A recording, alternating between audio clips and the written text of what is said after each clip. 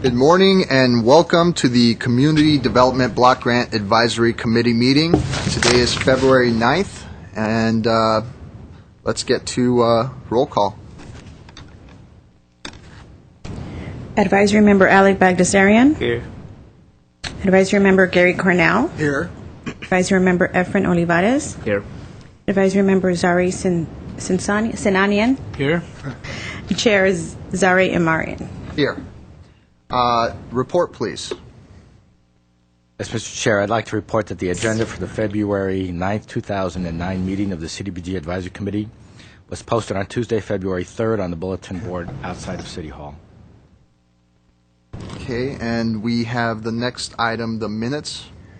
Mr. Chairman, I move that we approve the minutes of our last meeting of October 8th, submitted by the recording secretary. Do we have a second? Second. Roll call, please. Advisory Member Alec Bagdasarian. I was absent. Advisory Member Gary Cornell. Yes. Advisory Member Efren Olivares. Yes. Advisory Member Zari Sinanian. Yes. And Chair Zari Imarian. Aye. Okay, reports. Mr. Duran. Yes, Mr. Chair. Report 3B is regarding the status of the federal budget and the revised fiscal year 09-10 CDBG funding allocation plan by funding category. And what I would like to report is that there is a lot of discussion in Washington right now regarding the economic stimulus package, which will probably impact the CDBG program in terms of a potential supplemental CDBG program. But the way things are going, we have no way of knowing how much or when. So in the meantime, we are not projecting any change to the city's entitlement allocation for fiscal year 9-10, which we are projecting for the moment to be the same level as last year.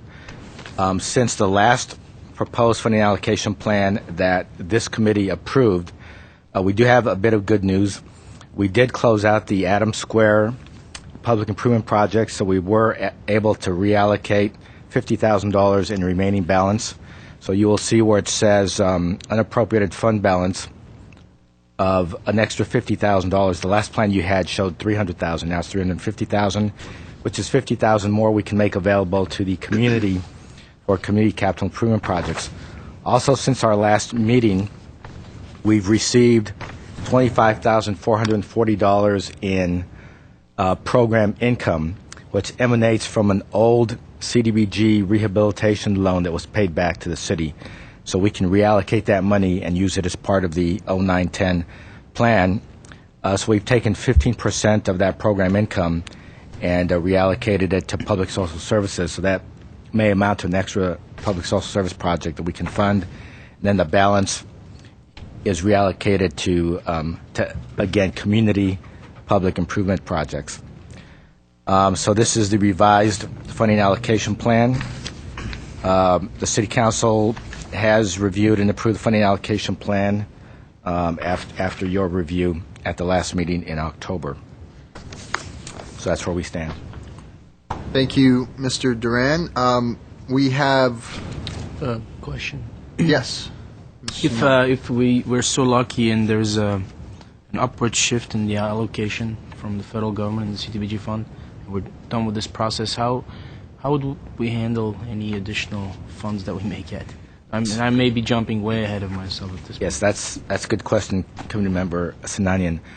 We're not sure. It depends, because what's being deliberated right now are specific categories for which they would like the CDBG funds to be spent. For example, homeless prevention. The funds may be tied to expanding homeless prevention activities under the CDBG program in the various communities. Or it may be programs, economic development programs, where we can develop programs which will create jobs working with the businesses in our community. So it depends how it shakes out, but what we'll probably do is a separate RFP process for those funds, so that we allow any qualified organization in the community or any entity in the community to have an equal opportunity to apply for those funds, so that we don't restrict it to just existing agencies. So that's probably what we'll do. And as soon as concrete information filters in, we'll advise the committee so you know what to look forward to. Thank you. Okay, thank you. Item 3C, Mr. Carrillo. Mr. Chair, members of the committee, I did want to inform you that we did provide you the mid-year social service report and expenditure report.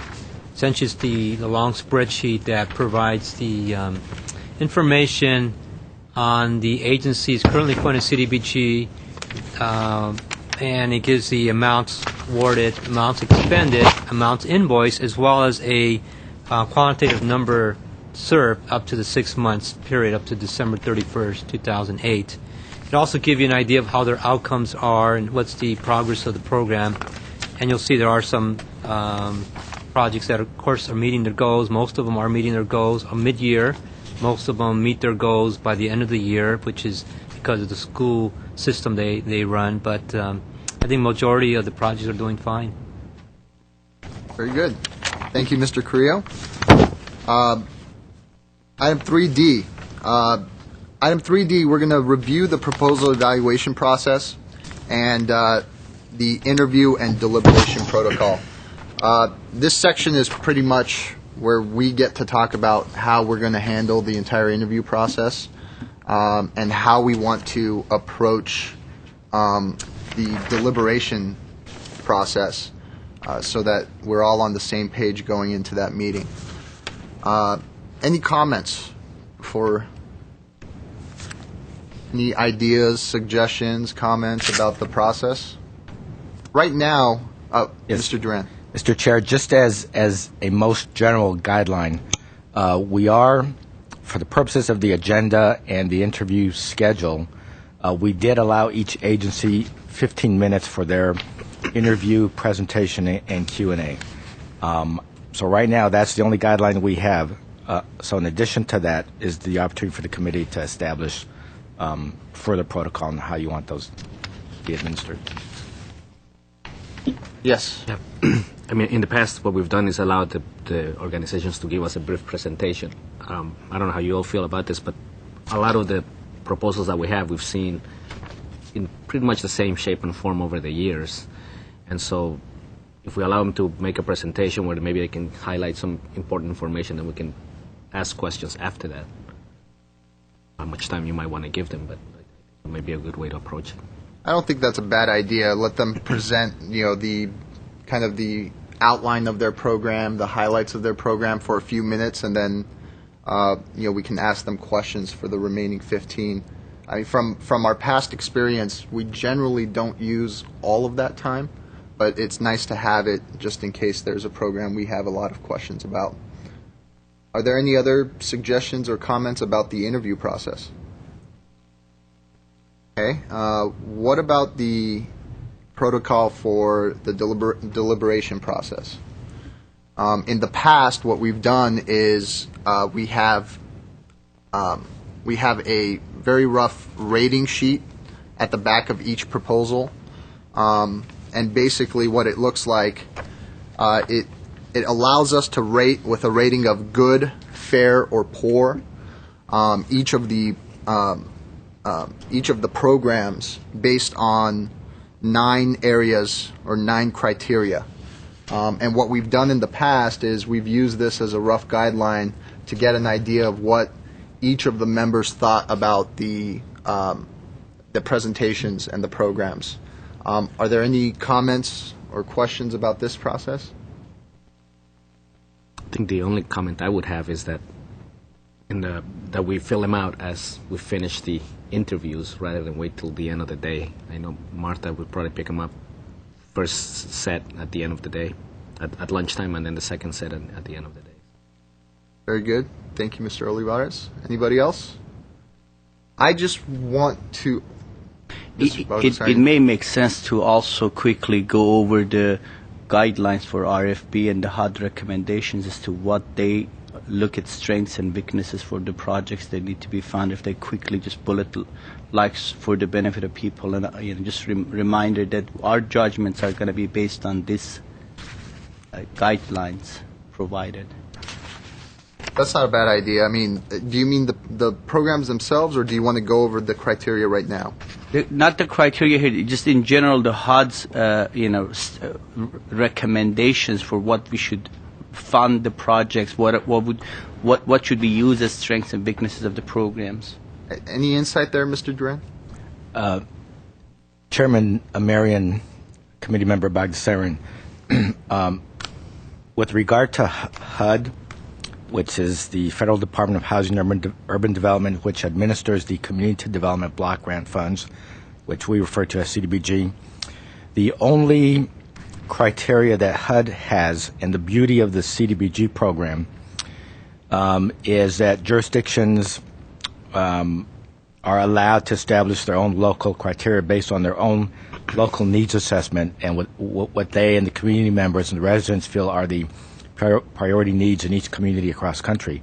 But HUD's macro criteria is that we must fund programs that primarily serve low and moderate income families, including the elderly, handicapped, and homeless, or fund activities such as capital improvement projects that benefit a low and moderate income neighborhood or area of the city. And so the test is that the agencies that are funded have to demonstrate that they are meeting those basic criteria from HUD. Other than that, as you already know, when we conducted our community needs assessment, we determined that the top priorities for Glendale continue to be youth programs, including youth employment, public health and safety, child care, homelessness, and maybe a few others. I think employment programs were our community's top priorities. Now, I do, thank you, Mr. Duran. I do want to make clear something that's been kind of an issue in past years.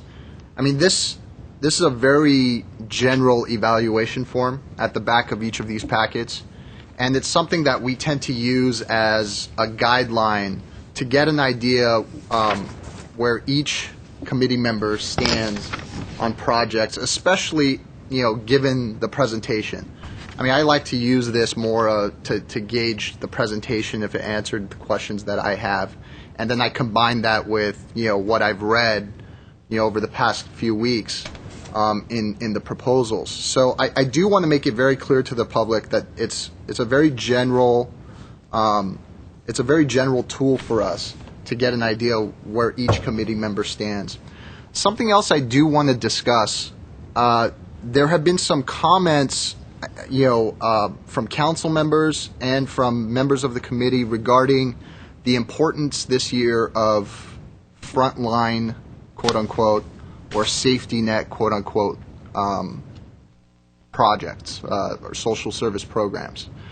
I wanted to discuss that for a second and get an idea from each committee member, because, a vital program to me or a frontline program to me may be much different in the minds of my fellow committee members. Before I start with the committee members, Mr. Duran, is there any specific definition that staff has been given from council or any direction on what their idea of frontline or vital or safety net programs are? Chairman Amarian, we have not received any further direction since the Council Housing Authority meeting in November. And so, generally speaking, one of the suggestions by a council member or two, I think including the mayor, was that maybe we should prioritize a safety net projects this year, and that's the only direction we've received. Yes, Mr. Olivares. I agree. I think we're going to look at things a little bit differently this year. I know I am. But it also bears saying that it should reflect, and it will reflect, all of our visits to the various programs this year. And I believe most of us were there and saw some of the programs that are really making a difference out on the street. And so that I know I'm going to take that into account in how I vote on the different programs today. Very good. Mr. Olivares, what's your idea of frontline or vital? I think frontline is the programs that are taking care of the homeless, that are I mean, there's so many families now that are coming up looking for food. One afternoon we were at one of the projects, and I was amazed to see families walking in to get bags of food, and it's just something that's more prevalent now. So some other programs that maybe are not impacting directly on the street, I will take a look at secondarily. Any other committee members? Yes, Mr. Bagdasarian. I think homeless is one of those programs because the economy, we're going to see more and more people be in trouble. I think the other program, it's similar to that, is the new migrants, because they have made plans to come to U.S., this wonderful country of ours, but these plans sometimes take 3-4 years for them to mature, and now they're ending up being in U.S. and the times are not good for them, and this is their first impression, this is their first exposure to the country, and if we can provide the means for them to get on their feet faster, that may have a longer impact and leave them the right impression of our country and what we're here to do for them. And these are all families that they need the assistance. I want to sort of echo that Sinania? sentiment, if I may. I think the types of programs Mr. Bagdasarian is talking about provide a more of a long-term solution to some of these safety net concerns. And having said that, of course, people have to eat on a daily basis today. So we have to find a nice balance between those two, short-term and long-term. Thank you, Mr. Sinania. Mr. Cornell? Mr. Chairman, coming from an education background where I had my mother 29 years at LAUSD, my priority is, number one, education, especially of our youth, which are going to be our future leaders here. Second, pretty much down the line of what Mr. Oliveira said on homelessness, the health and well-being of our children, libraries. That's pretty much my priority there. Thank you, Mr. Cornell. Yeah, I'm going to have to agree with my, fellow committee members. I think for myself, really the frontline organizations, the safety net organizations, are the ones that directly address the problems that citizens in our city are going to feel from the economy. In very low income census tracts, homelessness, food, that's definitely going to be an issue. But also, you're talking about giving the opportunity for parents, to have their children in a safe place where they're not worried about it, so they can go and work the hours they need to work to support their families or look for a job in this economy. Anything that creates jobs, I think, is also a priority. So I'm happy that we got that. We're pretty much agreed on what those programs are, and we can move forward on that. Okay. Any other comments on the interview or deliberation protocol? Mr. Chairman, will be the timekeeper on this in case one of our vendors may want to wander over the 15-minute allotment time, so you'll be the timekeeper there then. Okay. Not a problem at all. And I think what we may do, Mr. Duran, is after the interviews, I may briefly come back to this item and see if there are any other additional thoughts. That would be okay, wouldn't it? Yes, it would. Wonderful. Okay. Action items. 4A, Mr. Correa. Yes, Mr. Chair, members of the committee. In your packet, actually, it was the second mailing that we gave you, is the memo for the 2008-2009 HOSC Meter for You project. That is a current CDBG funded project in 2008-2009 for $5,000.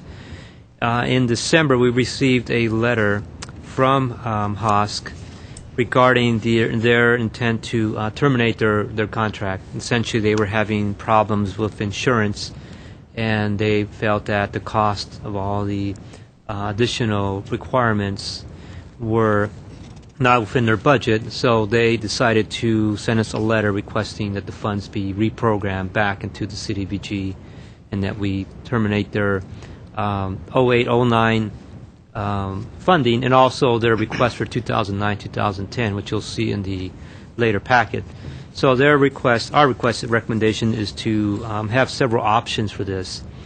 With option one being a RFP to the current agencies to request funds and provide us a brief description of the project, a brief statement of how they use the funds, and of course how the increased service goals will be attempted. The committee essentially would have to come back and provide, giving you the report, provide a recommendation for funding for that. It'll take about 2 to 4 weeks to process all of this, and again, the committee will have to make a attempt to come back and vote on this. Second option is to develop a criteria today to make the funding recommendations today at your meeting after reviewing all the proposals, since a lot of proposals are existing agencies, and then review those proposals and think about a way of evaluating them in line of providing the funding somehow to an agency that is a priority project for you. That's something that we could look at and discuss today. Part of the criteria would be the priority safety net programs you just mentioned, or keeping it in line in the same category we came from, which is youth programs. So you have several options there to discuss. Now, Mr. Carrillo, before we talk about how we're going to reprogram, were there any other organizations that returned or any funds? Yes, Mr. Chair, there's a second. It's actually not essentially canceling the project, but the 2008-2009 STAR program, which is part of the Glendale Police Department program, has approximately $8,000 of unspent personnel funds. And what happened there is that they weren't able to hire a staff person in time in the beginning of the year. So essentially that position remained unfilled until recently, and that meant that was about approximately $8,000 unspent personnel funds. And that has, with PD's cooperation, was returned back, will be returned back to the city and essentially to the advisory committee to decide what it should do. Again, it's the two options as well, the RFP out or decide today. They have a total then of $8,000 and $5,000 to allocate today. That's $13,000. Okay, before we get started, I got a late development breaking news. We have a member of the public that wishes to speak on actually the report 3D, which was the review of the proposal evaluation process. Mr. Milano? 3 minutes. Thank you very much, Mr. Amir and members of the CDBG board and city staff. My name is Herbert Milano. It isn't often that the public has a chance to speak overall with regard to the all of the various different programs and the priorities that you will make. But these are special circumstances that, as you recognized earlier, you need to address. First of all, I want to say that I'm incredibly saddened at the fact that the CDBG funds are so low, and that my previous appeals to the Glendale City Council to at least match or double the amount of money needed at CDBG be implemented. The city has spent significant amounts, hundreds of millions of dollars actually, in additional compensation to their management staff. And this city, unlike the city of Irvine, with a smaller general fund, does not provide out of a general fund money towards CDBG. Irvine provides $2 million for this type of activities, families and youth. So it is my encouragement that basically that you provide a recommendation to the City Council to have a supplementation that all of these organizations need, especially at these hard times. My suggestion is that in my recommendation, and I hope that you will perhaps be persuaded along these lines, is that the basic needs of families concerning shelter and food and employment be addressed first. It is many of the families, and I can tell you from the fact that I'm a landlord and I have tenants with difficulty paying today. Their rents are generally coming in late. And oftentimes, if we can provide employment to youth, they are actually giving out and handing out their check to their parents, and I know them. so that if we can establish assistance for youth, that should be given, a certain level of priority. Obviously, assistance to shelter and to families who are basically losing now their residences due to their inability to pay the rent. The same situation has to do with having sufficient nutrition and food, for their children. I know that there are many issues here, as you'll see, of individuals who've had programs in the past, but I think that if there's an overriding need, and then appeal for the City of Glendale City Council to come in and provide for the other programs as they see fit. We have been cutting, and they're suggesting cutting some of the programs that have barely increased in many years. I wish I had brought with me all the statistics concerning how programs in the last 10 years for within the city and departments have basically only kept up at the rate of inflation, where other divisions have increased exponentially, twice and almost 3 times the amount that they had 10 years ago. So that is my suggestion, that you basically address it along those lines and ask the City Council for the assistance for the other programs that are, in a way, supererogatory, needed but not necessarily essential. Thank you very much. Thank you, Mr. Milano. Mr. Cornell? I had a follow-up for Mr. Carrilla's report on that. Going back to 4A and 4B. 4A, yeah. I know he hadn't got to 4B yet, so okay. I'll just make a comment to 4A. Even though these funds were appropriated from the 08-09,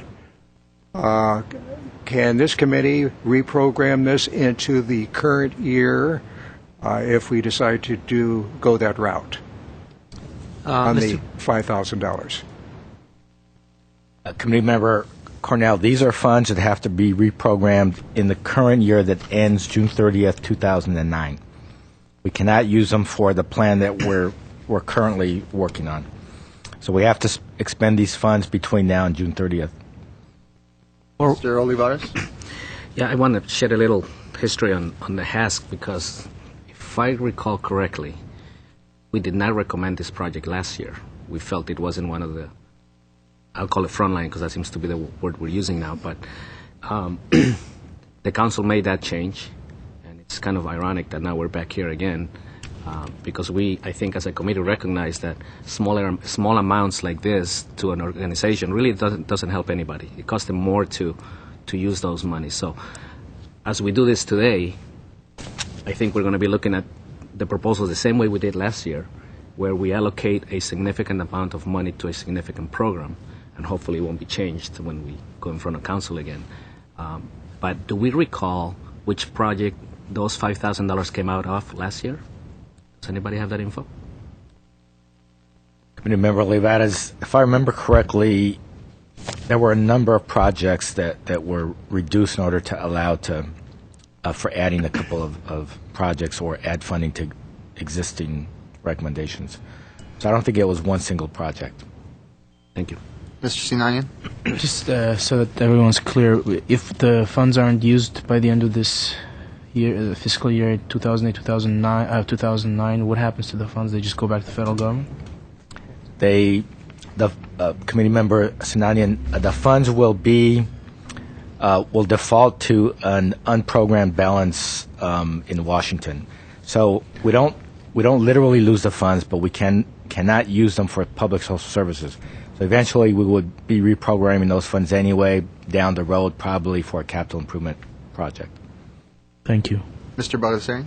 So if someone were to use these funds, they have to use it within the next 3 months. So if you were going to look at one of our RFPs, then we have to basically see if they can use it. If not, go back to last year's programs and see if any one of them could get an increase in funding of $13,000 for the total of the 2 programs. That's correct.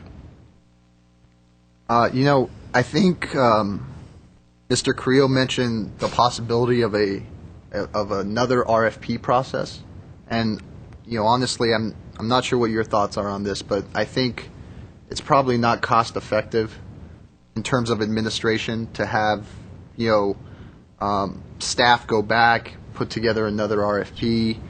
I would say, I'd like the question that you asked, Mr. Carrillo, as far as where did the money come from? And I remember it was kind of arbitrary, really. It was just chopped, 10% off 10 programs. Here you go. And we railed against that initially. We said that wasn't really a fair or smart way to handle the process, and I think obviously we've been vindicated there. But I think what we should probably do is just do a small RFP process at the end of our deliberation for last year's projects, and maybe look at mid-year performance, look at the performance chart that we've been given as far as how the programs are doing from last year, and use that to divvy up the money. Mr. Olivares? Have you had any interest from any organizations that are currently funded for these monies? Committee Member Olivares, no, we have not solicited interest either. So the committee, this is the first public report that we're making on the reprogrammed funds. These were very recent developments. So we just got in under the wire in order to be able to provide you with reports. Yeah, on that note, then, I would agree with coming back to this item after we hear all the interviews today, and we take it aside as a separate and go through the programs, and we just decide where it needs to go. Anybody against that idea, for that idea, comments? I think it's a Okay, Mr. Baldessarian. I think it's a good idea. I think if we go with last year's request, a lot has changed. They're halfway into it. They may have, accommodated the shortcomings of their, funding in other ways. So, but if we look here, what people, what the requests are today, we'll be able to make a better determination as to this money, who can use it, and whether the program is such that they can use it within the next 3 months. Mr. Sinanian? Basically, whatever happens has to happen today. There's only 3 months left. We don't have time for RFP process. And it's not cost effective for $13,000 to come and issue RFP for people to come and apply for them and so forth. Thank you. Mr. Cornell? Yeah, I don't differ to a degree with Mr. Olivares. What I would like to see was perhaps option 2, because this on 4A, if we remember, was a new vendor. This is the first time they submitted a RFP with us, and as we know, it was pretty much the dictation of the council on a compromise that has got the contract. I would like to see perhaps going back and utilizing option 2. What's option 2, Mr. The Cornell? option 2 that we have on the report by Mr. Carrillo on reprogramming the funds back. Mr. Correa, what's option 2? Essentially, I guess you were discussing that. That is, of course, to discuss that today and make your recommendations today based on the applicants coming in and the proposals you have. Okay, well, I don't think we need to make a motion on that, do we? I think we're all pretty much agreed, and there's a consensus here. So we can move on. And Mr. Creo, you spoke about STAR program as well. Is there anything? Just a question. Oh, Mr. I'm Baldessarian. sorry. I'd like to go back to what Mr. Milano suggested, which was, increasing our HUD funding. Have we written a letter to the City Council suggesting, or has anything been done to that effect, that it may make sense to get some funds from the city's budget for the increasing? I mean, it seemed like it's a very good point. We have this big challenge. Each year we look at this funding. Every single one of these programs deserve the money. So we sit there and try to come up with matrices. Are there big organizations? Is this request what percent of the overall budget? What percent of that specific program's budget? Are they serving youth, homeless, this, that? In our mind, to have all these different metrics is working where, the city, if they had some funds that can allocate to this, we can really do a lot of good. Committee Member Baldessarian, I know that Mr. Milano has brought it before the City Council on a couple of occasions, the opportunity for the Council to consider adding general funds to supplement or leverage CDBG funds would be every year when we submit our annual plan. there are. It's intimated that maybe one of the things council could do would be to add general funds, especially when we realize how limited the CDBG funds are for all of the needs in our community. In a sense, the council did that last year by recognizing the graffiti program and provided general funds to the graffiti program, which in a sense leverages CDBG funds in that it freed up money that could be made available for other priority social services. As you know, the city council and the city has its own general revenue problems right now that the city's trying to grapple with, including cutting department budgets and layoffs and whatnot. So it probably wouldn't be a good year to press this issue with the council. But again, if it's something you would like to broach with the council, we can do it when we go back on March 24th to request approval of our plan. Mr. Olivares. Yeah, I mean, this idea has been discussed before today. We've done it over the past few years, and I think the graffiti program was one approach that we took as to how to get the city and the council to help balance our funding. So it's something I think as a committee we need to continue discussing, and I don't know that we've never written a letter officially, but I think the message has been sent to the council that we have always discussed getting supplemental funds from the city.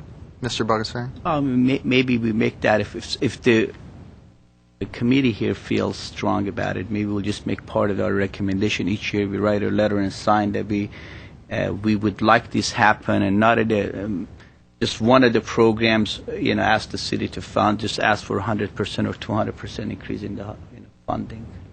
The first year. God, this is my third year now. Time flies when you're having fun. I was serious. I think my first year, I went as a new CDBG member and spoke to the Joint Housing Authority and City Council, and I requested just that. I mean, literally a month, 2 months after I was appointed. And, the response was... So, that's why in the past years I've railed against city programs, some city programs that are funded through the CDBG. And I think that's something we can discuss even today with some of the projects, as great as they may be, the social programs that are, leveraged by the city. We have the ability here to advise the city council as to what we think is the best way these funds should be expended. I think we can incorporate that, as we have in past years, into our funding recommendation. I don't think that's a problem. Mm-hmm. Okay. Should probably get started with that. Yeah, we should. We're a little bit behind, but that's okay. We'll catch up. So, action item 4C. Let's get started with the interview process. Our first project is an after-school program sponsored by Club Jam.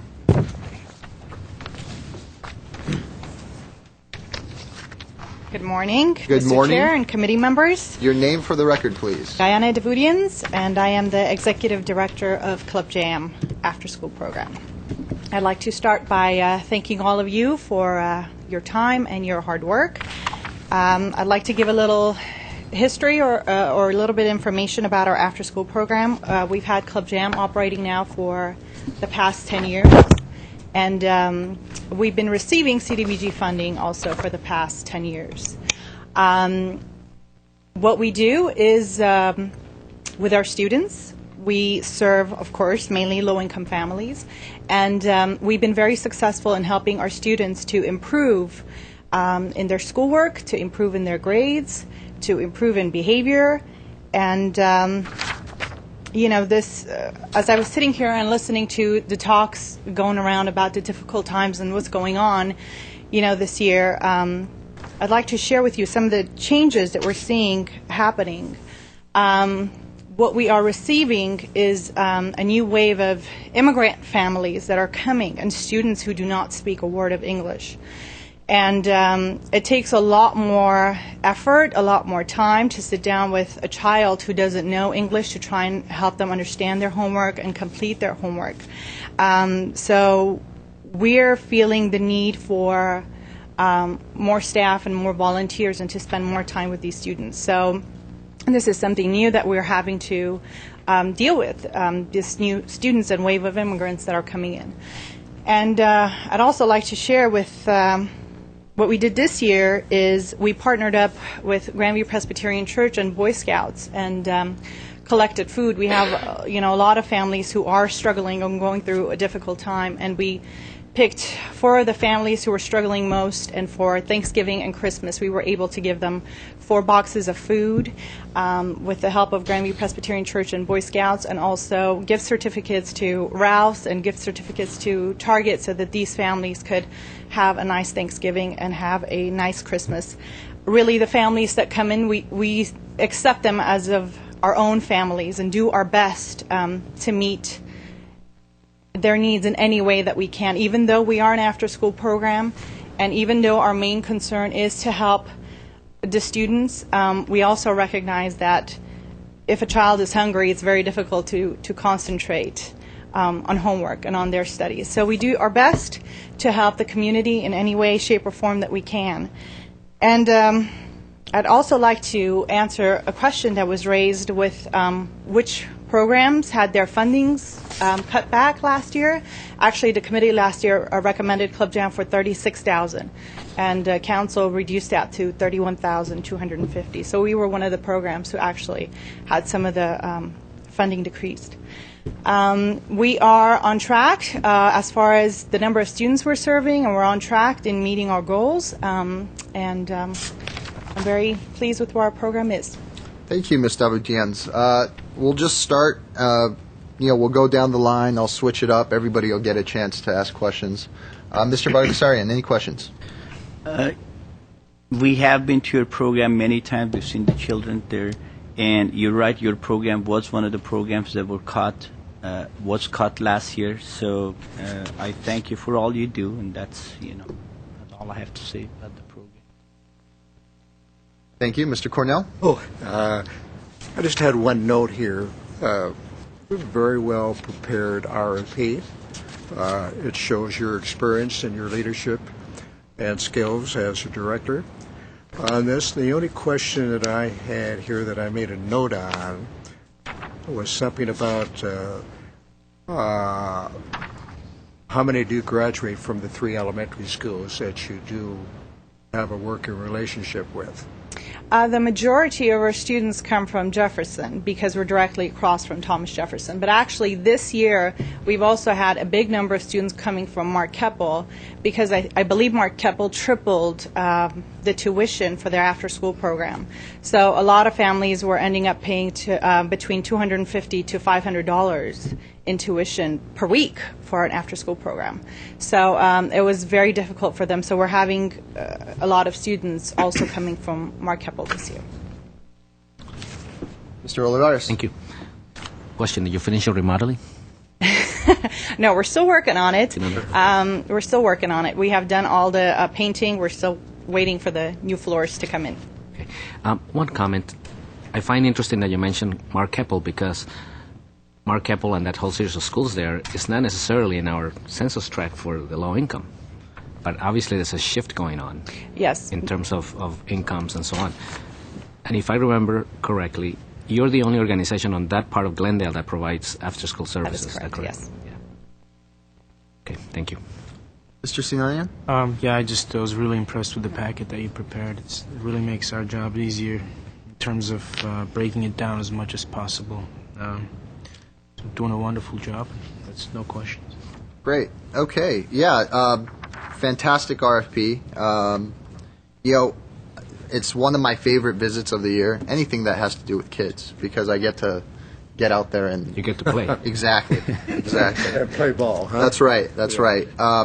I did have some questions, just kind of general. How many weeks per year are you running your program?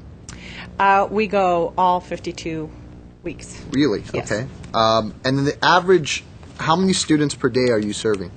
We serve between 35 to 40 students per day. And roughly, and I know this may be a difficult question to answer, but do your best. How many hours does a child spend in your program on average over the course of the fiscal year? A week or a year? Whichever one you got off the top of your head, I can multiply. They're there from beginning to end, so they come between 2 and stay until 5:30, sometimes 6 o'clock. We're there even later. So about 3.5 to 4 hours? Yeah. You know what? It's a wonderful program, and I thank you for the service that you're doing for our community. If there are no other questions, Mr. Bagdasarian. One last question. Yes. Have you tried to find volunteers to help you with some of the aid? Yes, what we actually do is we partner up with the high schools, and students are required to do a certain number of hours of volunteering while they're in high school. And so we do have high school students from Hoover who come and do their volunteering with And us. that helps with some of the Yes, expenses? absolutely. It's great for one-on-one time with the kids, with reading, so absolutely, it does. And one last comment. You said you were doing capital improvement, some type of remodeling? We were just, what happened this year is that was actually a gift from Grandview Presbyterian, is they started to work on the classrooms to make it look a little bit nicer for us, yes. Okay. Just wanted to put it out there. We've got a capital fund available as well. So Yes. if you need it, come ask for it. Thank you very much. Thank you very much. Okay. Give you gentlemen a second to fill out the evaluation form if you haven't done so.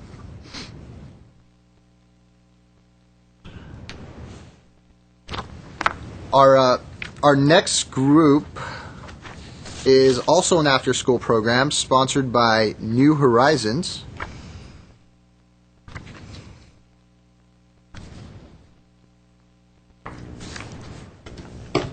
Your name for the record, please. Dr. Maria Rochart. Good morning, Chair and committee members. I know all of you except Sare Sanayan. Did I pronounce that right? That's right. So, welcome to the family, because we are a family here in Glendale. Thank you. So, I am the executive director and founder of New Horizons Family Center. We've been in existence for 15 years, and we've been getting CDBG funds around 10, I want to say 11 years. That was our first grant.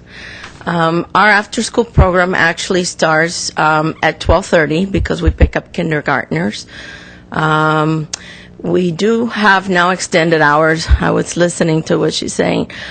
It's changed a lot what's happening in our after-school programs. A lot of parents are losing their jobs. A lot of parents are saying, can I come earlier and drop off my child? I even see it in the preschool. So we're open at 7 o'clock in the morning now for the preschoolers. Now, the after-school program used to go to 6 or 6:30. Now it goes to 8 p.m. And what's happening was that the parent was stuck in traffic. And she was saying it's $1 a minute. They can't afford that. By the end of the week, they have a bill that there's no way they can pay. We have 80% of single moms in our after-school program. So what we've done is extended it to our gymnasium and do a recreation and computer lab program. So that way you don't have to hurry, and it is $1 a day. It's a membership, so that's what we created, like a membership to New Horizons Family Center, where you can use a computer lab at any time and you can use the gym at any time. We have a little boys league that is happening on Monday, basketball, and then we have Tuesdays, Wednesdays, and Thursdays computer lab open to 8 p.m. for projects, and then Fridays we have dance classes. So it's social interaction. We have done a partnership with the Food Bank and Salvation Army, and in conjunction we give food out on Fridays. I also started to give clothes out, so I have asked all my friends to please, if they have good clothes or shoes, to please wash them first, and then we put them up for the mommies to take them with them. That's a change that is happening in the after-school program. All of our teachers are now drivers. We do pick up from 14 schools. We have 90 children in our after-school program, which is pretty packed. So how we've been able to do that is the Teen Academy, and I want to tell you why that increased. The police department closed their counseling program. I don't know if you're aware of that. That was a line item that was taken out of the budget this year. And the SROs are not in the middle schools. So we find ourselves in Roosevelt and Wilson a lot of the times and getting those middle schoolers into anger management classes and after-school program. So that's a little shift that has happened because SROs were really important in the middle school. And I hope that we get through this economic crisis and they can go back because it's affecting South Glendale. It's affecting the middle schools. So we've taken on that program, not the funding, but we've taken on that program for us to take care of the middle schoolers. So they're in counseling, as I say, and they go to anger management. Their parents must come to parenting, but they're also in our after-school program. So I hear her, and I hear her pain, because she's on the west side, I'm on the south side. I know Sarah say, well, why don't you guys communicate? And I'm more than willing to see how we can help each other. We do go to Marquepo to pick up some kids. So, maybe I can help her with some transportation. I don't have a problem. Now, all our teachers are drivers. You're a nonprofit, and you heard her. You have to wear many, many hats in order to have it. So we've become the safety net. And I know that if I can call her or she can call me, we can help each other. The Boy Scouts are also helping. They're also raising monies for food. We've made a tremendous partnership with Glendale Healthy Kids. Now our kids get the vision and the dentistry and the tooth for toddlers, so they're coming to do presentations about asthma and diabetes. So we are helping each other. I think this is the time that everybody has to pool whatever resources you have to help each other. So in a nutshell, that's what we've been doing. Thank you, Dr. Rochart. We'll start on this side this time. Mr. Sinanian? Can I request that I don't start? Oh, sure. You can request it. No, I'm kidding, of course. Mr. Olivares. Absolutely. Thank you, Dr. Rochart. I've always been very impressed with your program over the years, and I'll say why. I think in all the visits that we make to every program every year, when we walk into your place, I see such a balance of kids from so many different cultural groups. I'm very impressed by that, and also the fact that when we go in there, kids seem to be so happy all the time. So with that, the shift that's going on with families, Yes. Is it because they're working longer? Some of them don't want to lose their job, so they're working longer. Some of them have lost their job and they have new jobs, so they can't miss a minute, and that's happening too. Right. So what happens with your staff? Because I know that your teachers go out on the vans and they pick up the kids, they bring them over for the programs. What happens at the end of the day when they have to stay longer? Well, we have what is called break shifts, like you have 2 hours, so you can come back. Carlos is one of them. He's there from 11 and he goes home at 8:30 p.m. So we tried to give him a longer time of lunchtime and a break. So you got split shifts. That's what's happening. And some of our preschool teachers, when they're having their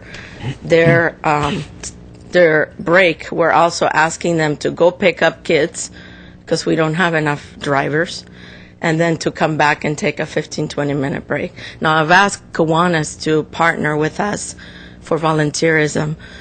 We do have GYA. As you well know, GYA gives you students, but they're mostly in the summertime. Right now, I think we have 3 or 4 that Dora, pulled our way. But that program usually is in the summer, that we have a lot of volunteers. But there is a shift in the families, and it is scary. One more question. I meant to ask this of the first presentation.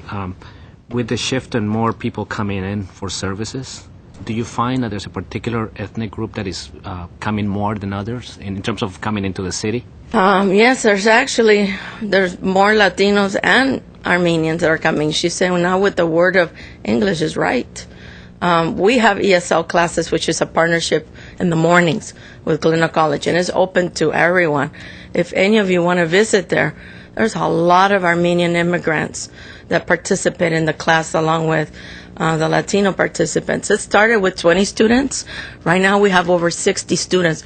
We had to move them to the gym in the morning. Dr. Rocha, is that part of... It's not part of the after school. It's It's just a service. But he's saying what is happening, the immigrants that are coming, we do offer free because it's a partnership through CBET. Okay. And we have a big facility that they can come. So it's open to the whole community. Very good. Mr. Cornell? Doctor, I know you personally. I've had the pleasure and privilege of working with you on many committees, recently CPAC, so on. I visited your programs and your headquarters. I like the direction. I like your management. I like your style. I like your new direction in working with other organizations, especially now in these tough economic times. And the only way to do it is to have a team effort. Yes. And I like your direction on that. I see from what you just mentioned in your report that with the tough economic times, your caseload on the students' individual attention has increased, and where your funding hasn't. So I think everybody's in the same boat. And the challenge here comes back to your skills as an executive director, is how you manage it. A little bit of more fundraising, more creativity has to be in place. For instance, we recycle cans and bottles of water. So please, if you don't use them, we use it for field trips. The money that we raise from the recycled cans and bottles goes to field trips for the after-school program. So you do have to get creative and go out there and do more grant writing. Very important. I think if the organizations get together and write grants together, we have a bigger chance to getting more money in order to split between the organizations. There's 11 executive directors that meet on a monthly basis. So I would love for the director of Club Jam to join us, because that's exactly what we're doing, trying to see how we can creatively make it. Thank you. Oh, Mr. You're doing a good job, and continue in that direction. Thank you. Mr. Bagassarian.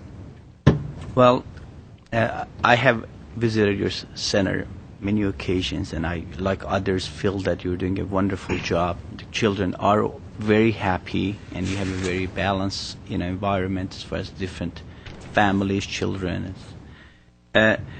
Before I start, I want to make a comment. You mentioned the grant writing. I see in a lot of the proposals this, the managing of the CDBG funds itself as being a line item, or a request for funding. It seemed to me that maybe city can consider having some people come together and maybe do that for multiple organizations, so each organization doesn't have to have a line item and have this money that we're sitting here and deciding how to divvy up be used to manage the CDBG fund, because that seems to be counterproductive. So that would be good. Thought I mentioned that. But going back to your center, I think it's a wonderful what you do, and the covering of the hours and doing what you have to do to take care of the families. Looking at the proposal, you had that the CDBG funds $55,000 to be used for one personnel cost for one lead teacher. What topic is it? Is it a new? You're expanding. We're trying to expand because the police department has given us all the middle schoolers now for anger management. Okay, so that's for but that's not for you guys. You guys is $45,000, which is the lead teacher, which is Carlos Reyes, and Mariano, which is 2 hours of part-time driving. But I actually applied to 3 foundations and told them where we're at, because all of a sudden I've inherited over 35 kids, and they're coming each day more. So we want to expand, and they go to anger management and counseling, but they also come to the Teen Academy, which we have to give them the skills of math and language. Oh, so this is for the teen? Yeah. Okay, wonderful. You actually have a copyright next to the Math Academia. Is that Yes, something that... math work is our copyright. I created it along with teams of teachers, and we copyrighted it. And Honda Foundation really took at heart that it was a really good program. And then Dwight Stewart Foundation followed it. So they're the lead agencies that fund that part of it, which is part of the Teen Academy. Wonderful. Yeah. That's what I like with it. You're so balanced from being resourceful and driving back and forth to different schools so you can accommodate to coming up with a copyright for the teaching Yes. that you have. Yes. Thank you. Mr. Sinania? Yeah, thank you. Again, everyone, I think, keeps reiterating what an important program you have, and it serves the part of the city that's most in need, I believe. So, one thing that caught my attention was the funding request this year is significantly less than the request last year, and in light of the deteriorating economic situation, you would expect that to be almost the other way around. No, we're not greedy. We help the needy. We know it's a tough decision for you guys. No, I know that. I've known all of them for many years. I have to get more creative. We are going to add one more fundraiser. I've asked Macy's to partner with us to do a children's fashion show. We always do the golf. Efrain knows, and the gala. But I wanted to do a children's fashion show that will actually go towards the homeless children. I work with Yvette. And I've asked somebody to match our 20. I sent her an email. I said, I've asked somebody, a foundation, to match our 20. So we're going to do more fundraising. We're looking to do a concert in somebody's house, also of somebody who plays the organ. He's well-renowned. So somebody, Ruth Charles has, graciously said that she would lend her home to do a concert for the after-school program. So you have to start getting creative. So we didn't ask for more. We did ask for less, but the 45, it's my standard because that's just my standard that I can go out and leverage all of the other funding. The police department was a little, we didn't know what to do with that, but we're here to help. And what are you going to do? You don't want those kids in graffiti.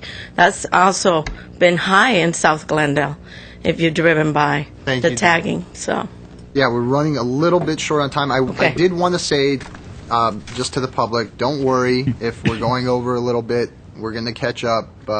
Some of these questions are very important, and we don't want to skip out on them. So that's why. Did I answer your question? Yes, you did. Thank you. Any other questions? One quick question. Do you turn anybody away? No. No. And, I'm going to ask my quick questions. First of all, I echo all of what they say. I have so much fun when I visit the program. And just as Efren said, I see that, that diversity and all those kids being really happy every time we show up. So I do commend you for that. Couple of quick questions. How many kids per day do you average? 80. 80 kids per day. And how many hours per week or? Well, they're there from the kindergarten start getting there at 12:30. They can be there till 8 p.m. or 6. So you're talking roughly 40. Yeah, they spend a lot of time with us. Okay, and I did have a quick question just to follow up on something Mr. Sinanian raised. I was looking at your budget, and are you serving the same? Are you proposing to serve the same number of kids this year? I think we surpassed it. Oh, this you year. surpassed Yeah, it. we surpassed it. So this year. Oh, this current year. And then so for the upcoming 2010. We would have to see. We serve over 250 kids this fiscal year. And you're proposing to serve about 230. Yeah, the same, but we surpass it all the time. Doctor, the only question I've got is when I looked at your budget that you submitted for 2009, 2010, and then I looked back at my notes from last year, the total program budget last year was $427,000. And this year it's $288,000 in the budget. Can you explain the discrepancy there as far as how you're going to serve we the same split number it. of kids? There's foundations that already have committed for 3 years after school program. You know, the Teen Academy was not ever part of your after-school program. It was basically kindergarten to 6th grade, 7th grade. So it's not there in the budget. We have cut a lot. You mean a lot of the program itself? No, not the program. You can come and see that the program has not been cut at any level. What we're trying to do is use drivers and teachers. So one salary is going to cover 2 or 3 things. Our supplies now, I don't know if anybody knows, there's something called NAIR, which gives you free supplies to nonprofits. You just have to pay for the shipping. It's a lot of money in copy and paper and a lot of things that we need for the after-school program.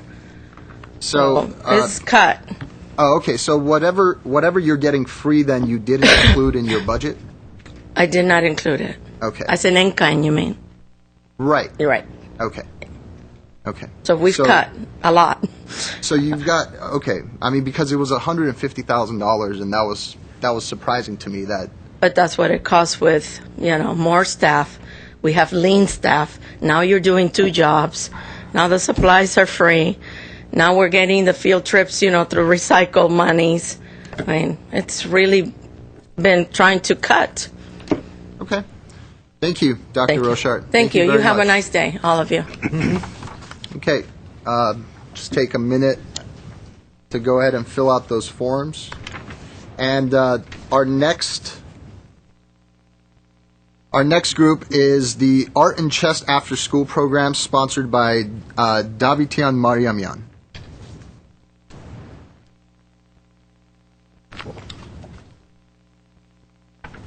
And your name for the record, please. Good morning. My name is Vahik Saturian. I am the president of Tianem Foundation. I have with me also our coordinator for the program, Ms.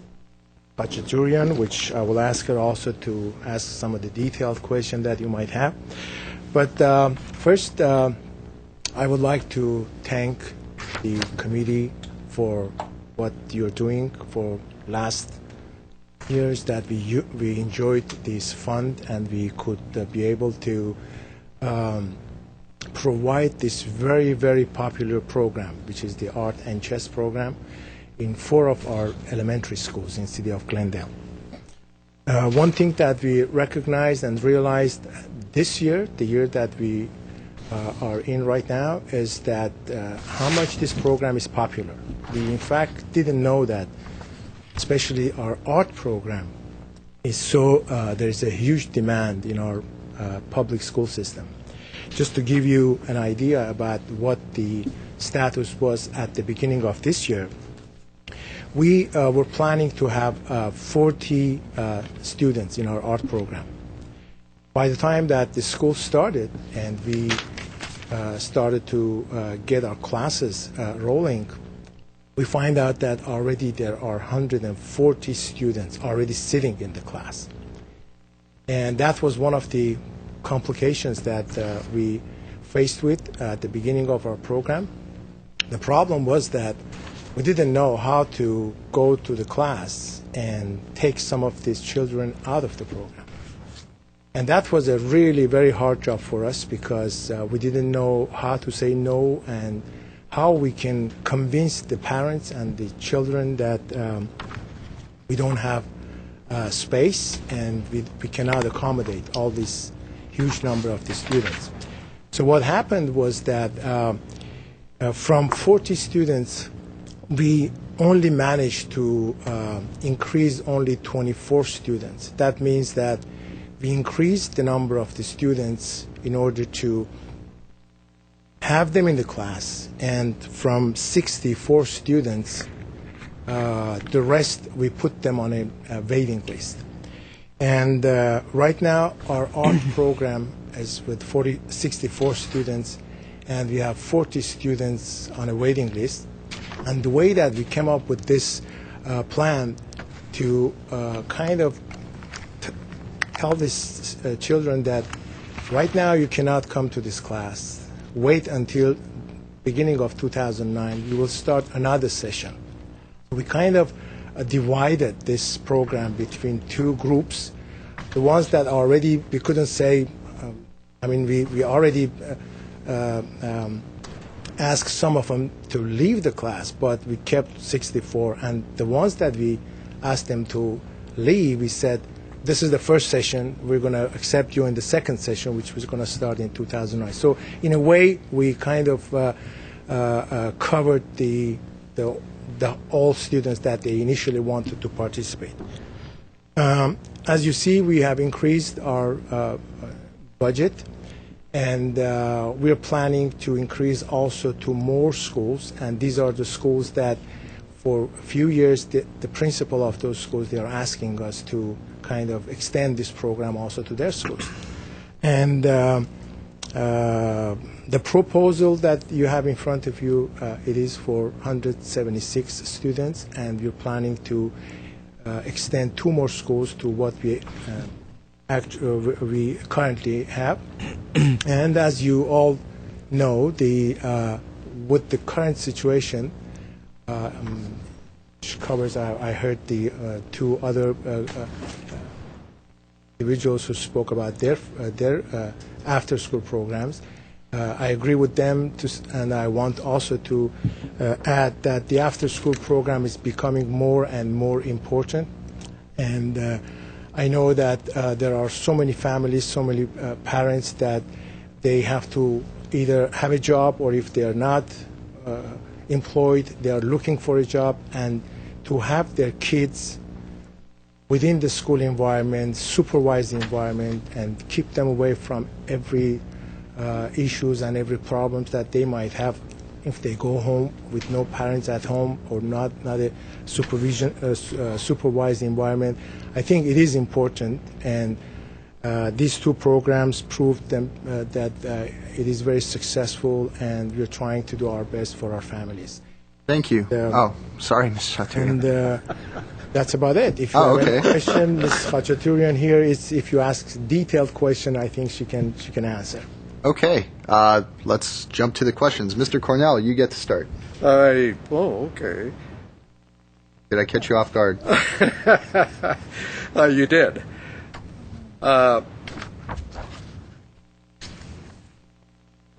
Your expectations as far as students that you have, has that increased over your last year projection? Or is that pretty much same? No, last year we had about 72 students. This year we are projecting for 176 students. That's what our plan is. If I may interject, my name is Armina Kachturin, and I coordinate the program, the CDBG program for Davichian Mariamian. I've been doing this since October, and I've seen firsthand how our program is helping our students. Currently, we service 4 schools, and 2 schools have art program, and 2 schools have chess program. In the 2 schools that have the art program, we have currently 64 students, but our budget was approved for only 40 students. So we have an increase of 24 students that we're servicing. Our chess program has 32 students, and we're currently serving 33 students.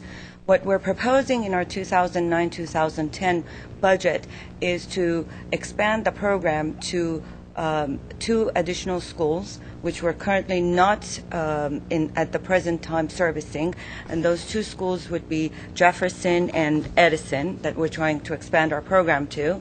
Additionally, because the program, especially the art program, is very, very popular, and we've seen the success that it has brought for our students, we would like to extend these programs to the other 4 schools. So we'd like to offer the art program in 4 schools. That's why we have an increased number of students we're trying to service. Additionally, we'd like to expand the chess program to 6 schools. Currently, we're only servicing 2 schools. What's the ratio that you have between both programs, between your art and your chess? Ratio in terms of number of students? Correct. Yes, there's there's 33 students in both chess programs. So in 2 schools we have 33 students, and in the other 2 schools we have 64 students for the art program. So total, we have 97 students. Our approved budget for 2008-2009 was for 72 students. So we're servicing 97 students currently. I've had a chance to visit your facility. I play chess occasionally. The thing I like about it, that you offer this program and the number of students that you have that are participating, and that it gives the student an opportunity to do something that they don't do maybe in school. And that's to think about their next move. And you offer that, you do a good job. I like the direction you're heading, and appreciate your coming back and give us another opportunity to be able to see you. Thank you, Mr. Cornell. Mr. Bagassarian? I have been to your programs as well. I think it's a very, very, very good program. You do serve a good number of students, 176, which basically, you keep them away from the, gangs and other negative influences. And what you mentioned that was good was the fact that they actually come and sit, and you have an increase in the number. Usually you view chess and art as things that kids may not like, and they may like sports and sort. And it's wonderful that instead of you taking the approach that times are tough and we're just going to cut back, you're trying to come up with ways to accommodate more students and not turn them away. So it is good. I think it's a wonderful program. Going back to your proposals, I noticed that a good chunk of the money that you're applying is going to be used to administer the CDBG program. I was wondering if they've given any thoughts as to how you can use that person to do other things as well, or how can you suggest ways where we can make that easier for you to handle, so you don't have to, again, going back to what I was saying earlier, spend so much of the money managing the CDBG well, if program. somebody, as you suggested, maybe if there will be a person, maybe even hired or by the city, maybe if they can go around and do some of the works that we do it in our offices, maybe we can reduce that part and kind of just transfer that work to that one person. Maybe could be computer programs online that you can enter the data as opposed to enter them and mail them in and things like that. Because there are so many times that when we prepare our forms and our reports, there are times that for some missing items, we have to go back and forth, just to make sure that all the items are complete.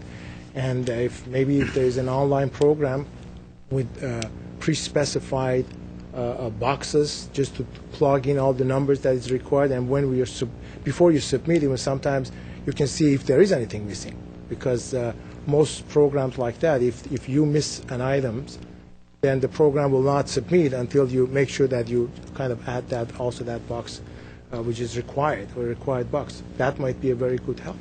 And I believe you've taken care of the audited financial that in years past that was an issue, and you have a person in charge. Financial statements, even though I think the threshold was 25,000 and ours was 31, but we are required and we do that. And if I may interject also, as far as the administrative portion of this project, it is very labor intensive in that because we're dealing with students, there's a great deal of tender, loving care, if you will, that goes into making sure that these kids are taken care of at all times.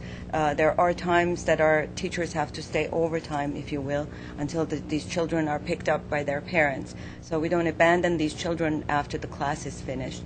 Also, in preparing the reports, as Vaik was mentioning, because there's a lot of detail that must be adhered to, we spend a great deal of time preparing reports or analyzing the data that we have in order to prepare those reports. So a great chunk of our time is spent for these types of administrative functions. And one thing I may add, that the multicultural aspect of our program is very, very also interesting, that this art and chess is very popular among all cultures. And in one of our reports, that we have from 97 students, we have 31 students Hispanics, even we have 11 students Asian, and we have 24 from other cultures. So it's not something that it's been kind of popular for one group and not for others. Apparently everybody likes chess and everybody likes culture. So and it's nice that you go to the school, that way they don't, you even don't have to pay for the rent and so forth. So yes, we as you might already know that our after school program, this is the 21st year that we provide after school program, and this year our program even extended to Glendale Hills. That were one of our latest schools. Pinewood Elementary in Tahanga is another one. But we have altogether 29 elementary and middle schools that we provide. These 4 schools are for the CDBG, but we also have other Armenian language programs, which is in other schools in Glendale, Burbank, Tahanga, Sunland. So we see really that what's going on in the school, public school system. And what we see is, especially this year, I know that it's going to be much, much tougher, and I'm sure that you also are going to see when you sit down on working out the budget, you're going to go through that too. Mr. Bagdasarian, I'm sorry, I need to interject here. We do have rental costs with Glendale Unified School District, so the it's facilities not free, are not free. But it's very reasonable. But we do pay. A line item on our operations, it's $23.50 for the rental that we're projecting for the following year. Okay. Thank you, Mr. Bagdasarian. Mr. Sinanian. Yeah, I have a question and a couple of comments. What's the source of the $45,000 balance of your budget? Deficit, you mean? Yeah, the deficit. Well, yeah. You know, in terms of the funds that we're requesting and the actual funding, there is a huge gap. And what we do as part of our own organization, as what Mike was mentioning, that we have an organization that offers after-school program in the Armenian language for Armenian students. So there's a lot of effort in fundraising, donations, other types of grants or gifts that we solicit from different organizations.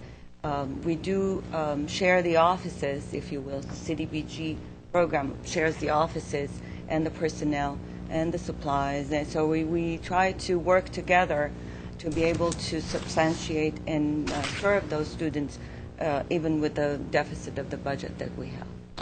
Okay.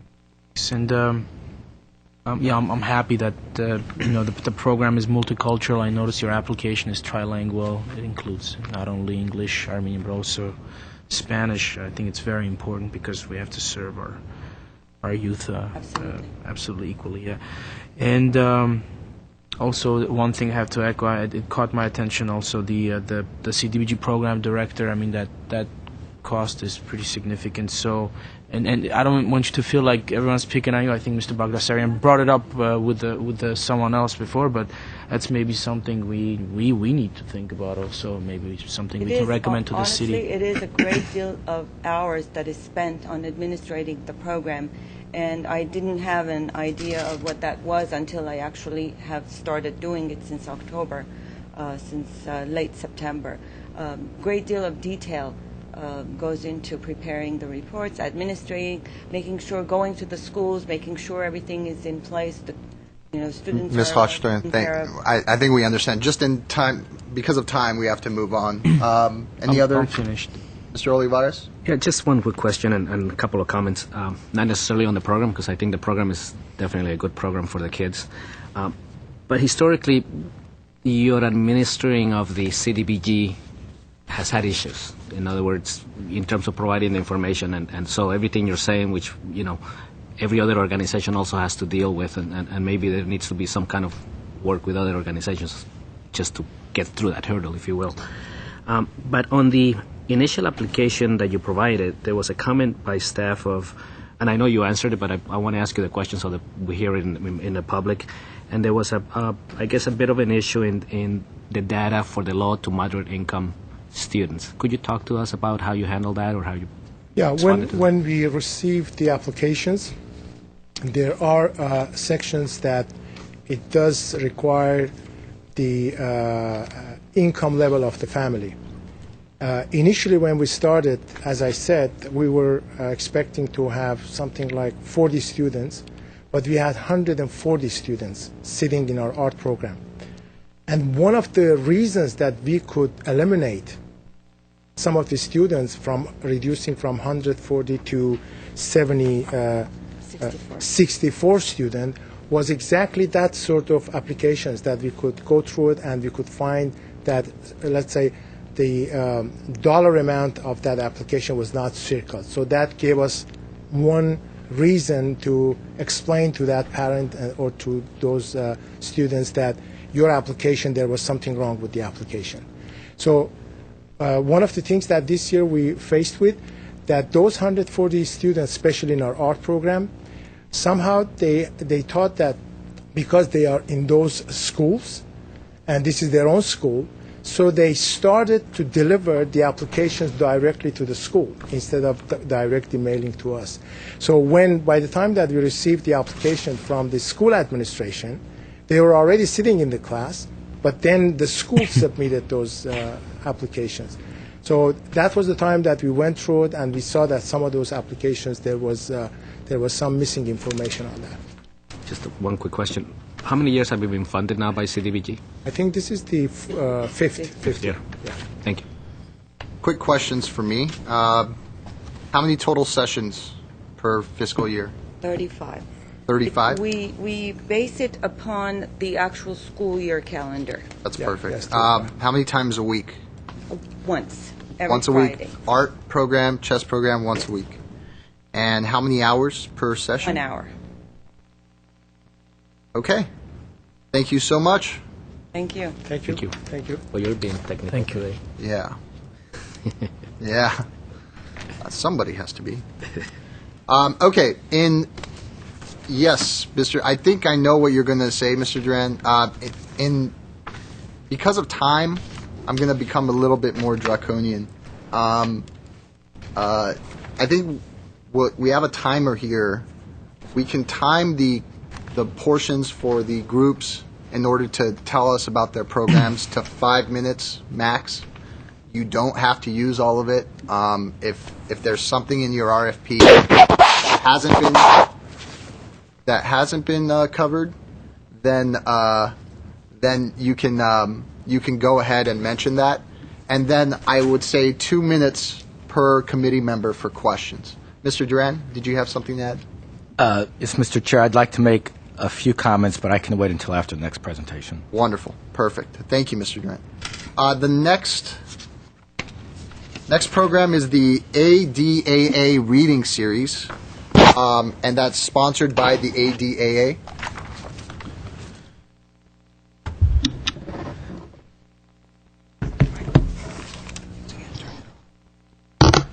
Hi, my name is Bianca Bagatorian. I'm the president of the Armenian Dramatic Arts Alliance. I have with me Ms. Zara Zaytunsian, one of our board members. Nice to be here. Thank you for giving us this opportunity. I'd just like to take a minute and tell you our mission statement for the ADAA is to project the Armenian voice on a world stage using the performing arts of theater and film. We are a Massachusetts-based organization that is now moving to Glendale, hopefully. We've decided that just due to the need that we found in the Glendale area for our programs. This is our 4th year of operation. This is the first time we are applying for the CDBG grant. We feel that our main mission is to get the Armenian stories out there, personal stories of Armenian experiences, to promote good cross-cultural understanding between the different diverse groups that are in this city. Most of our events have taken place in Glendale over the past 4 years whenever we have done California events. They have taken place in Hollywood also, where there has been a large Armenian community that attends, but we feel that Glendale, having the largest amount of Armenians in this city in Los Angeles, is the place for us to start focusing most of our attention on. This reading series is about the stories of 3 finalists from our $10,000 Writing Award. So we have writers that participate from all over the world, and they tell their stories, screenwriters, playwrights, and they don't have to be Armenian, but the stories are based on Armenian themes. We then take the 3 finalists and we do readings of these plays, and we do them in libraries, we do them in schools, we do them in elderly people's homes, public areas. That's what we've been doing in Massachusetts, and especially we like to address the needs of the low-income people, and we feel that it's very inspirational for them to see their stories told, especially stories about contemporary issues that they may be dealing with in this country or issues from where they have come from. The amount we've asked for is to be able to cover the entire year, to take the readings that we have and to take them to different venues to do this. We have done this at the Massachusetts State House. We have done this in schools, libraries. We have about 100 people a night attend when we do the public readings. We also videotape the readings and we broadcast them on our website. Our website has now become the most comprehensive online Armenian arts website. It is used by researchers, scholars. We have people like Long Beach State University will call us up and say, hey, we read this Armenian story by Baronian, and we'd now like to include that in our curriculum and our teaching. So we've had a lot of experiences like that. We have online texts that you can read from 19th and 20th century dramatists. We have a working directory of all working Armenian professionals in the field. We have genocide oral histories that you can listen to. The website is over 200 pages, and we are constantly updating that. And we, like I said, we videotape our readings, and you can actually watch them online as well. So the audience, besides the 100 persons per attendance, we increase the audience by doing that too. Our audiences do include artists, elderly people, but mostly students. We really like to focus on students and to actually involve them in the production. So if they're doing set design or costume or makeup and stuff like that, we like to involve them as well. Okay, thank you. I think I'll start this time. First of all, thank you for applying. This is your first year, correct? Yes, it is. CDBG Correct. funds. I want to make a couple comments, and I have a couple questions as well. Sure. There were some weaknesses identified by staff in your funding proposal packet, and we saw that they weren't addressed. Could you briefly mention why those weaknesses weren't addressed? Well, I've kind of got answers to all those issues that you had. So if you want to ask me particularly which one, we thought that we had addressed them, but there were things like insurance, and yes, we're working on that. And we are just in the process of looking for office space in Glendale. So once we are settled, we will do that. This is our 4th year of operation. We're a fairly new organization, but things like I know insurance was one of the weaknesses that you did mention, but that is something we are looking into presently. Another one was that we haven't had experience with CDBG. Correct. This is our first year. Yes. And how do you identify low-income eligibility? Because that's one of the big parts of this process. Right. How do you identify the need for CDBG funding specifically?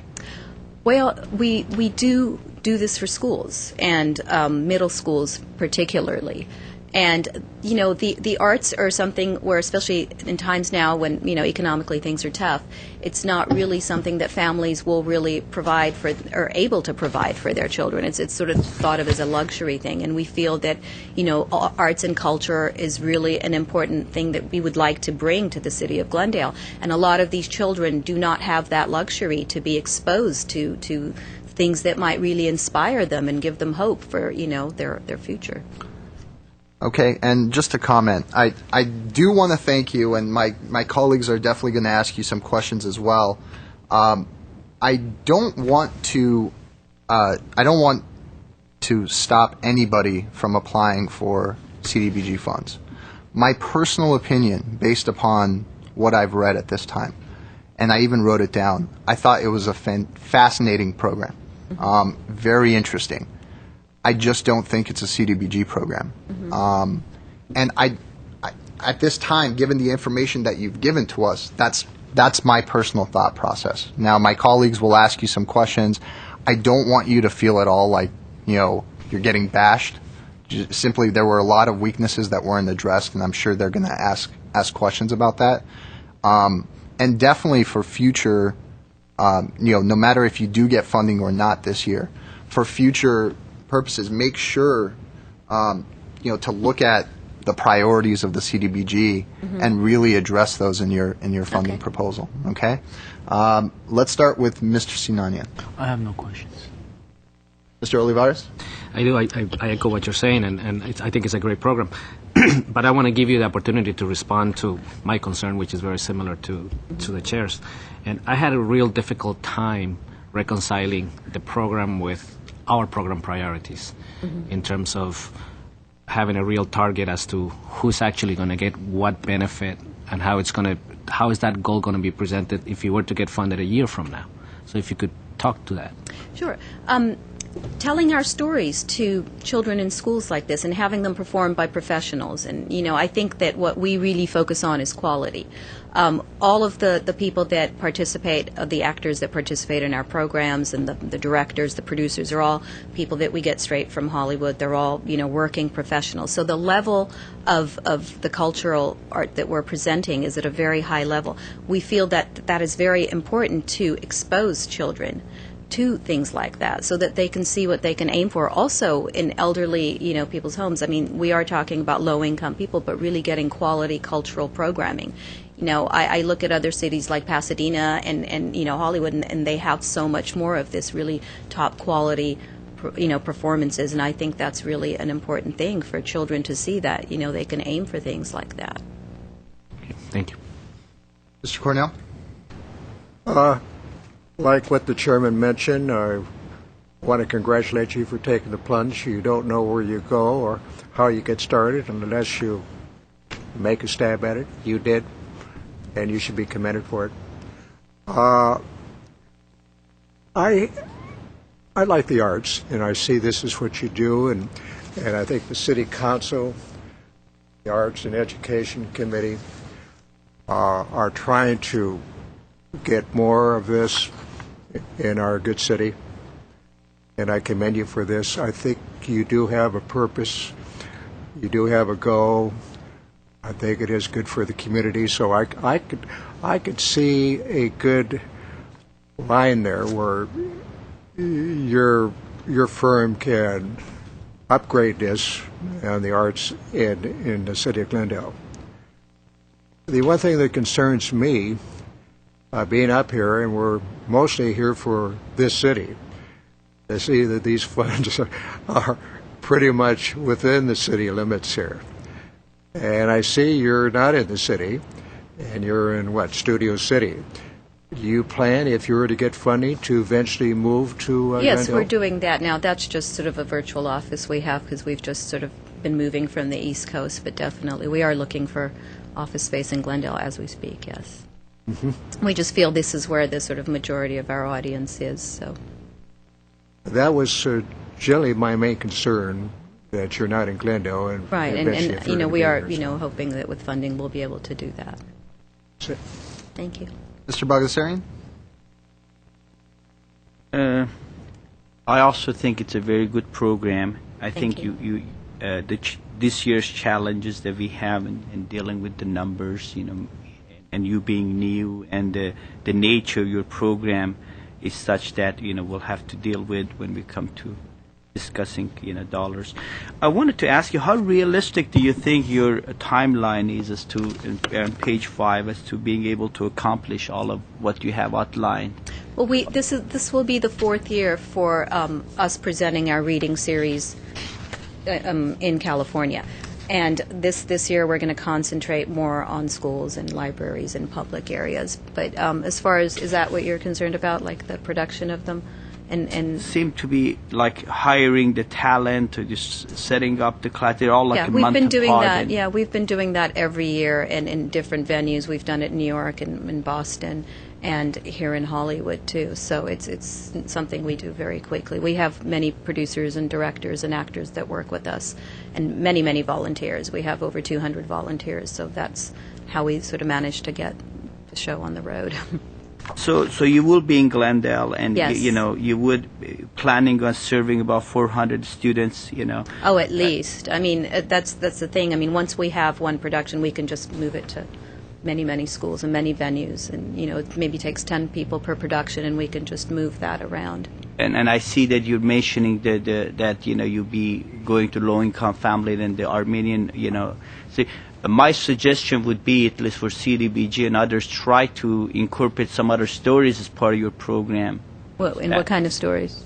All heritages, not only That's interesting. Armenian. That way, It's not just focused. African American, Hispanic, all of them. That way, you're expanding your role, at least in the city of Glendale. If you want to apply for CDBG roles and that funds, then we will be able to look at it and make sure that aspect of the issue is Covered, also yeah. addressed. Thank you. And I wish you the best of luck with the program. Okay. Thank you so much. And again, I just want to say I hope that this process was a learning process for your organization as well, and I hope it doesn't dissuade you from applying for money in the future. I'm sure you'll find out in the afternoon, but I just did want to thank you for coming out and submitting a proposal. Thank you. Thank you.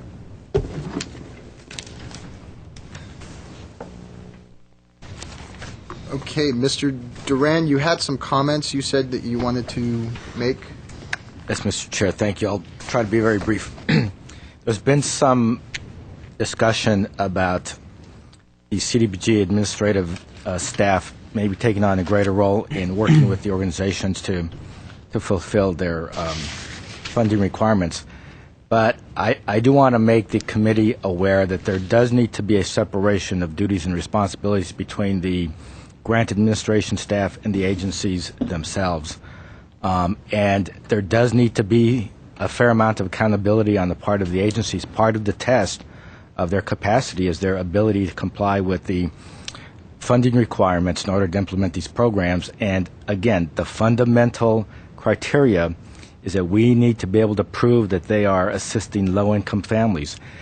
And the most basic way of doing that are self-certification applicant information forms, which are forms provided by our department. They're very easy forms to fill out. One of the challenges by the agencies, and we recognize this, is that a lot of families don't feel comfortable, filling out those forms, which includes income data, signing them and turning them in. So they have to do the best job that they can, and we will work with the agencies on the numbers that they are able to collect. And then it's even worse when you're talking about youth programs, because youth aren't the most responsible persons yet. I mean, we're working on them, and so they have difficulty collecting the forms from the youth. But again, we will work with the agencies. And that's very basic and that's very fundamental, and that's what HUD needs to see when they come out to monitor these programs. Otherwise, HUD will make findings and we'll have to pay HUD back some funds. Then with regard to the quarterly reports, these are reports which are your main tool to know, to evaluate the organizations and the programs and to know who's performing, who's spending the money in a timely manner, and who is meeting their outcomes. So again, these reports are very important, and they are not reports that staff should be helping the agencies fill out. Obviously, we can provide discs with the forms to make it as easy as possible. But again, these are not forms that we would expect them to be tampering with in terms of the format. So we've been a little reluctant. And then one of the other realities is, as we've seen with Haas, for example, small programs, small organizations, new organizations will have more difficulty complying with the funding requirements as more established, bigger organizations. That's all. Thank you, Mr. Duran. And that's just a reality, I think, of the process. I mean, new organizations may not have, and not just new CDBG organizations, but new organizations in general may not have the administrative capability or capacity to administer CDBG funds. So, yes, Just a quick comment. That was one of my concerns, but I think we'll find that over the years, certain organizations that have been coming here, they've managed to leverage their programs with other in-house programs to get the paperwork done. And so personally speaking, I think that what's been happening is the way it should stay, and maybe 4 or 5 organizations can get together on their own and pull in a person, just like they were talking earlier about combining forces. they can do that. Definitely. It's about being creative. So Definitely. Thank you, Mr. Olivares. Let us move on. Our next program is titled English Cafe, Live Your English, and the sponsor is Turning New Corners. Good morning, everyone. Good morning. How are you? If you would please state your name for the record. My name is Cynthia Nettles, and we're with the agency Turning New Corners, which is a motivation and acculturation focused program, which are motivation and acculturation focused programs that strives to help people to improve their situations through education, career, and social skills training and opportunities, facilitated by one-on-one and in-group mentoring.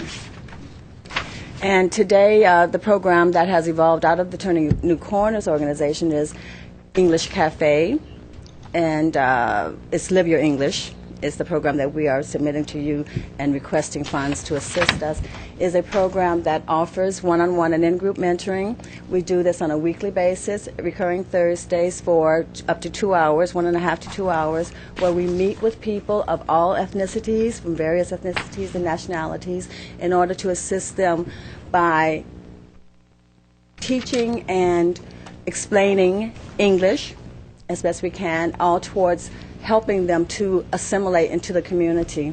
And that's primarily one of the things that is most important to us, is that we do innovative and creative opportunities and programs to do this rather than the traditional in-class or instructional type training. We actually live our English. This is what we're promoting, is that our participants, our protégés we call them, are able to have exposure to, and also be able to, which is a new slogan that we've linked to this program this year, is to discover, make a way, and live the promise. So we're helping people by doing creative and having them actually live and experience English rather than just the traditional classroom environment. Within the proposal, I saw that there were several weaknesses mentioned, and I want to point out that a couple were erroneous, I believe, and that you pointed out that there would be rent and insurance would be coming out of the requested funding, which was not indicated in our proposal. And actually, it was indicated that we were not going to use any part of the funding towards that. There was zero amount, which was indicated there, and also that... That's what you're saying.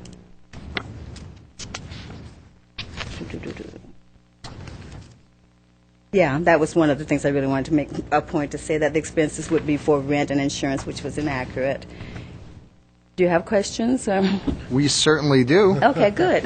Thank you so much for coming. Let's start with Mr. Sinanian this time. Yeah, I mean, just looking at some of the weaknesses that were listed. Okay. By the department. I understand that this is the first time you're applying, and for this particular program, I've come before UB in the past. So a maybe few years ago. that may explain the lack of a signature on the funding proposal application. Mm-hmm. Is that the case? And also, apparently, you didn't follow the format for the RFP. Okay, yeah, all of the questions were answered with an introduction, a preface to the question, so I thought that was sufficient, just not knowing, like you wanted the topping, the heading there, that's fine. The signature was an oversight, yeah. Hopefully that wouldn't... It won't, Your basis don't worry. for us not being it won't. No signature, no money. I mean, no, that won't happen, don't worry. Mr. Sinanian? I'll just pass on. Mr. Olivares? Yeah, a couple of questions. Yes, sir. Like the last one, I've had difficulty taking this proposal and seeing the priority in our community at the moment. And I do recall the last time. What was the program that you came? It was for Turning New Corners. We have been 6 years here. We are Glendale founded operation, working in Glendale without any funding from you all. And this is one of the things I really want you to be able to get the sense that we would like your approval. It's not a matter of if you don't give us the funds, we will discontinue. We will not. We've been doing this for 6 years as from infancy, it was devised in the kitchen, the computer, a laptop in the kitchen, and we've actually gone about the business of doing the work. We have proven success. We've had several people who have been employed with the improvement or the exhibited improvement in their English and speaking ability. It's been obvious, and their self-esteem and confidence. It's like it's working, and we just like for the city to be a part of this, of our success, and to acknowledge it. If you were to be funded, and you came back here last year, and I asked you how many people you served, and if I asked one of those persons what the outcome was, what would you say? The outcome of our service? To a particular client of yours. What would they say to me? Improved English, the ability to speak English from not speaking English, assimilation into the community, confidence, an extension, exposure to new events, opportunities that they otherwise were not aware of, greater community, a sense of community, unity. And if you can value that. And with the 11,000 and change, how many people would I see in front of me saying that to me? I can bring you as many as 100 that have come before us or with us that we've served and been able to facilitate in the past 6 years. Okay, I know my question's a little different. With this amount of money, how many people would be we're hoping to increase from, average now is 11 or so. We're hoping to increase as many as 35, which is indicated in the proposal. Okay, thank you. Mr. Cornell. Yes, I want to compliment you on taking the plunge. I see this is your first time you submitted for funds with CDBG. Well, for this program, yes. Yeah. I see you've been, 6 years now established. I like your direction, and that's how you got your name, Turn the Corners, because English is so important, and be able to turn that corner and be able to be proficient in it. So I was trying to look at some of your staff since as far as English, and I was wondering, I didn't see, perhaps I missed it,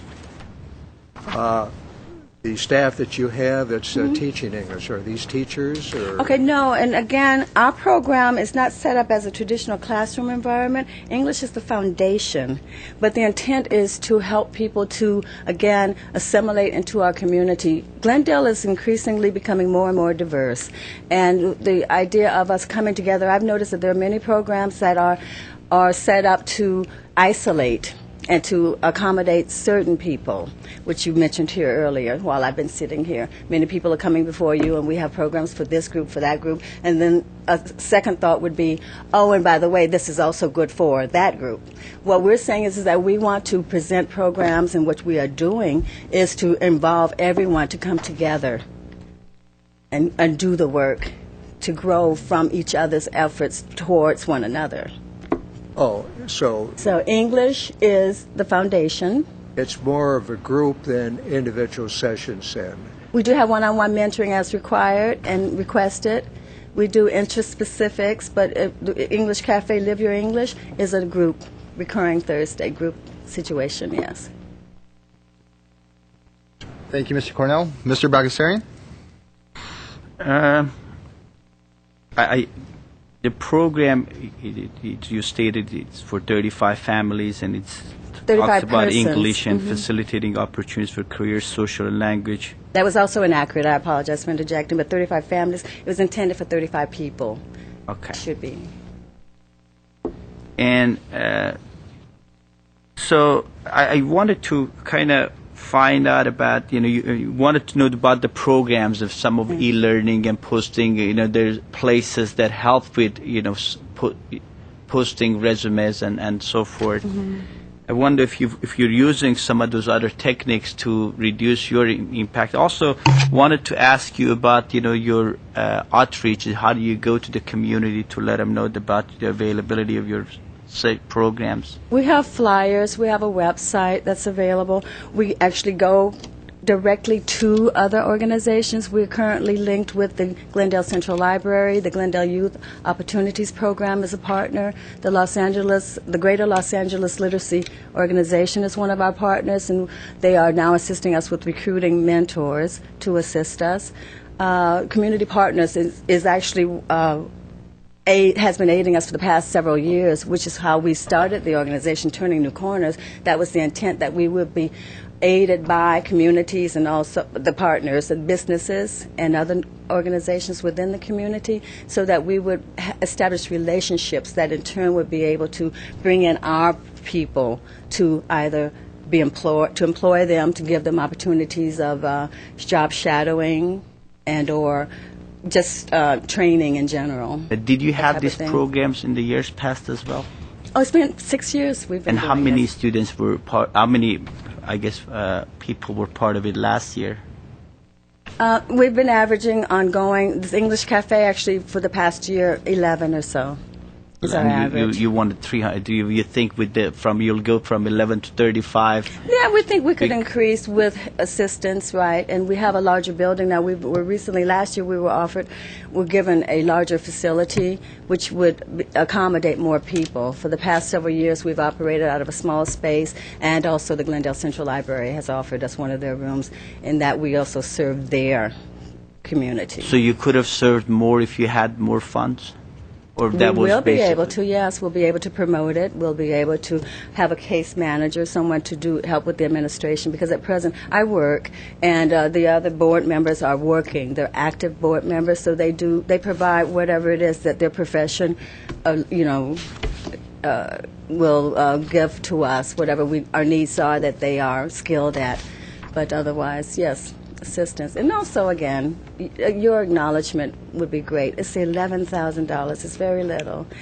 And again, we're not asking for operational. All of the funds, the majority of the funds would go towards the service to the people. And again, we do have a proven track record of people that have been served and have been helped. Thank so you. within this community, and people who need it, who otherwise they don't go to the other larger agencies. They don't know about them sometimes, including the Armenian Relief Society and so forth. They've actually sent people to us. So, and they they're very large, national, and we're not linked to other corporations, as most of the people that you do give to are. We are community. Mr. Bagdasarian, thank you. What happens to the program if it doesn't get funding? We continue. You continue? Yeah. Like I said, everybody is the nuts and bolts. We are a community. Even the learners, they pitch in when Now, they can. I'm going to follow up that question. What happens if you get partial funding? Do you think that if you got an amount around $5,000 or $7,500, that would you would be able to administer those funds? We would be grateful, and we would administer them. We would show you proof of where it's going. We've set up the QuickBooks and so forth. We have our bank statements and so forth. Again, yes, we would be grateful. Okay. I mean, I think it's a good program. It does address a need as far as English as a second language, and also the more interesting part to me is just the assimilation, the cultural assimilation. That's one thing that just doesn't happen these days. People come to the country, and a vast majority of them, instead of assimilating, go into their own conclaves, and because they're comfortable, that's the best way to be comfortable. So, I think it is a very good program. Obviously, given the economy and the needs, even though you said 11,000 is a relatively small amount, it's very difficult for us, to fund everybody, because everybody looks at their amounts as relatively being small. But I just wanted to be very clear, as far as if you only receive partial funding, you would think that you would be able to administer the program. Okay, the partial funding then would, if 5,000 would be what you'd consider, that would be, well, even though we've set the insurance, we would pick up the tab for that. It leaves very little. It's sort of, it's getting the acknowledgement from you, but it's almost saying like, well, we're not helping. We give you this, but Okay. So we would appreciate your helping. We'll be helping the insurance company. Right. But Okay. since you require insurance, this is a requirement of yours, and we would be wanting to be in, Okay, thank you very much. Thank you so much, and it is very worthwhile, I promise you. Thank you. At this time, we are a bit over, and I do apologize, but it's something that, is sometimes expected. And I think, Mr. Duran, you did speak to the groups and warn them that that may be the case, that we may go over or under a little bit. At this time, I'd like to take a 5-minute break in order to give my colleagues a chance to get up and stretch a little bit. And then we will reconvene at around 11 past 10. So about 5 minutes. Thank you.